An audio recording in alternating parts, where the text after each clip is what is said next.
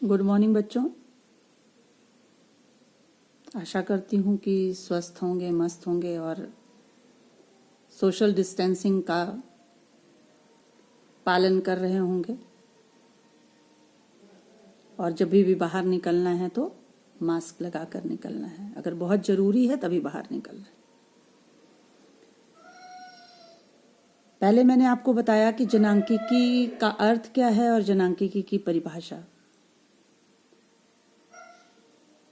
अब आगे का जो हमारा टॉपिक है वो ये कि जनसंख्या का अध्ययन करने वाला जो विषय है उसे हम जनांकिकी कहते हैं। तो जनसंख्या का अध्ययन होता कैसे है? तो उसके लिए जनगणना की जाती है। जनगणना की शुरुआत कब हुई इसके विषय में अगर चर्चा करते हैं तो प्रथम जनगणना का श्रेय स्वीडन को जाता है, जिसने कि 1949 ईस्वी में सबसे पहले जनगणना की शुरुआत की।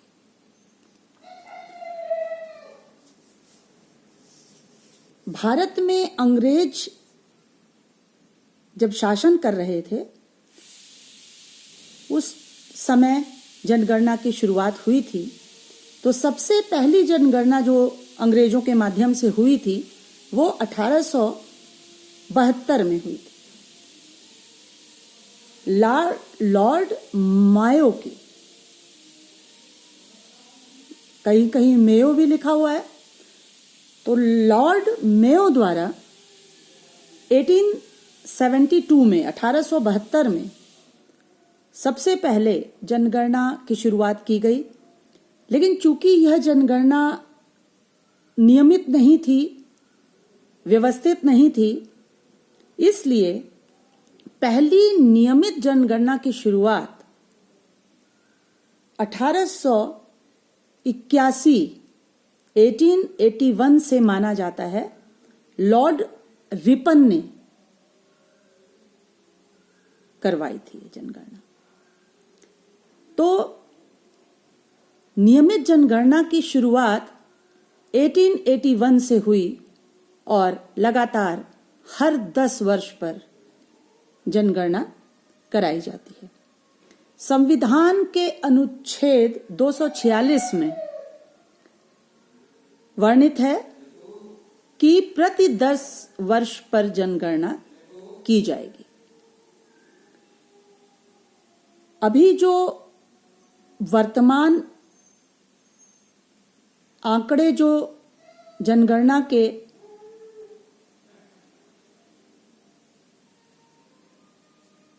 चल रहे हैं वो 2011 की जनगणना के अनुसार। तो अभी तक कुल 15 जनगणना हो चुकी है, जिसमें से एक नियमित नहीं थी, व्यवस्थित नहीं थी, जबकि 14 जनगणना जो थी वो नियमित जनगणना के अंतर्गत आती है। स्वतंत्र भारत में पहली जनगणना 1951 में हुई और स्वतंत्र भारत की अब तक की जनगणना 7 बार हो चुकी है। तो 2011 की जनगणना के अनुसार आंकड़े पेश किए जाते हैं। आगे हम बढ़ते हैं जनगणना के या जनांकिकी के तत्व। जनांकिकी के तत्वों में सबसे पहला तत्व जो है वो है कुल जनसंख्या। कुल जनसंख्या भारत की 2011 की जनगणना के अनुसार 121 करोड़ है। कुल जनसंख्या 2011 की जनगणना के अनुसार लगभग 121 करोड़ है। दूसरी बात या दूसरा तत्व कि ग्रामीण जनसंख्या कितनी है और नगरीय जनसंख्या कितनी है। तो अगर हम कुल जनसंख्या को दो भागों में बांटकर देखें ग्रामीण और नगरीय जनसंख्या में, तो नगरीय जनसंख्या कुल जनसंख्या का 31.2% नगरों में रहती है और 68.8% जनसंख्या जो है वो गांव में रहती है। और आपने सुना भी होगा कि लगभग अभी तक 70% जनसंख्या अभी भी गांव में रहती है, इसलिए भारत को गांव का देश कहा जाता है। और सबसे बड़ी बात यह है कि हिमाचल प्रदेश एक ऐसा राज्य है जहां पर सबसे ज्यादा ग्रामीण जनसंख्या है।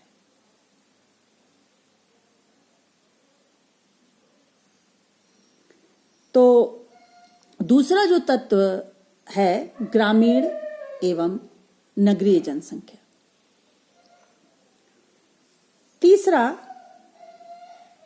या उसको चौथा कह लेंगे, क्योंकि दूसरा जो है वो ग्रामीण जनसंख्या है, तीसरी जो है वो नगरीय जनसंख्या है, और चौथा है लिंगानुपात, जिसको हम स्त्री पुरुष अनुपात भी कहते हैं।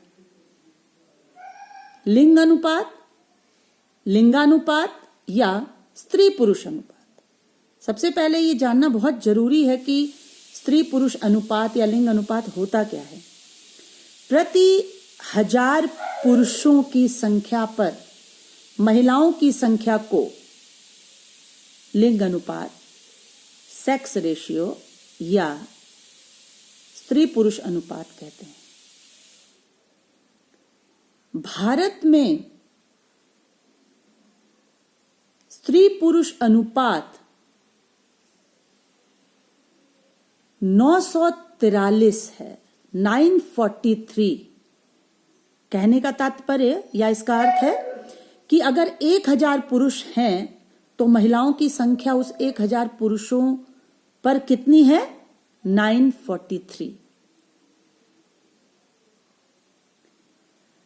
आज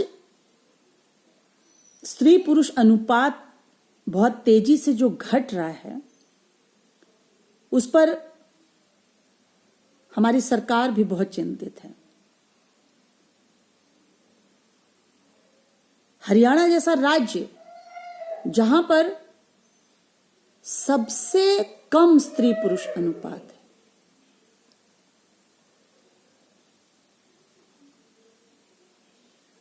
1000 पुरुषों पर वहां महिलाओं की संख्या 879 है। 1000 पर 879। और इसीलिए सरकार ने भी बड़ा कड़ा कदम उठाया है कि जो गर्भ में ही भ्रूण की जांच करवाकर और भ्रूण हत्या कर दी जाती है उस पर पूरी तरह से सरकार ने रोक लगा दिया हुआ है। तो स्त्री पुरुष अनुपात क्या है? प्रति 1000 पुरुषों की संख्या पर महिलाओं की संख्या को स्त्री पुरुष अनुपात कहते हैं।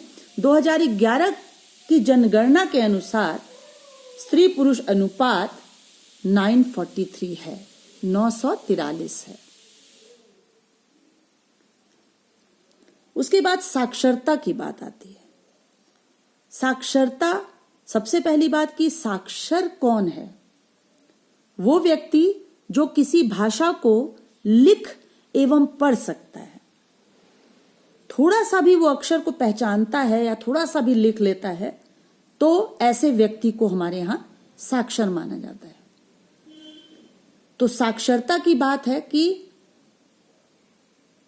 हमारे यहां या भारत में कितने लोग ऐसे हैं जो साक्षर हैं, उसका प्रतिशत क्या है? तो साक्षरता भारत में 73% है। साक्षरता भारत में 73% है। जो साक्षरता दर है वो 73% है, जिसमें पुरुषों की साक्षरता महिलाओं से अधिक है।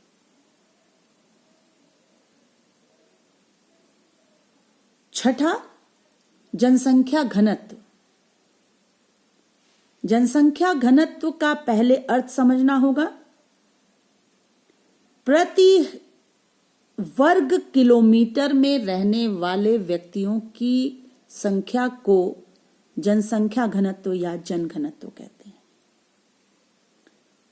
प्रति वर्ग किलोमीटर में रहने वाले व्यक्तियों की संख्या को जनघनत्व या जनसंख्या घनत्व कहते हैं। और 2011 की जनगणना के अनुसार जनसंख्या घनत्व 382 है, 382। मतलब कि अगर हम एक वर्ग किलोमीटर की बात करते हैं तो उसमें कितने लोग रहते हैं? 382 लोग। तो फिलहाल इतना आपको आज के लिए बहुत है। और आज का जो इसको पढ़ने के बाद जो आपका काम होगा वो ये कि जनगणना की शुरुआत कहाँ से हुई, भारत में सबसे पहले जनगणना कब हुई,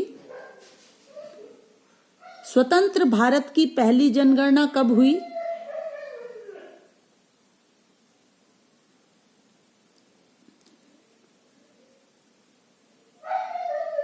जनांकिकी के तत्व कौन कौन से हैं, और जैसा मैंने बताया कि कुल जनसंख्या कितनी है भारत की, ग्रामीण जनसंख्या कितने प्रतिशत है, नगरीय जनसंख्या कितने प्रतिशत है, साक्षरता दर क्या है, स्त्री पुरुष अनुपात या लिंग अनुपात कितना है, और जनघनत्व कितना है और क्या है, सभी का अर्थ और 2011 की जनगणना के अनुसार क्या है।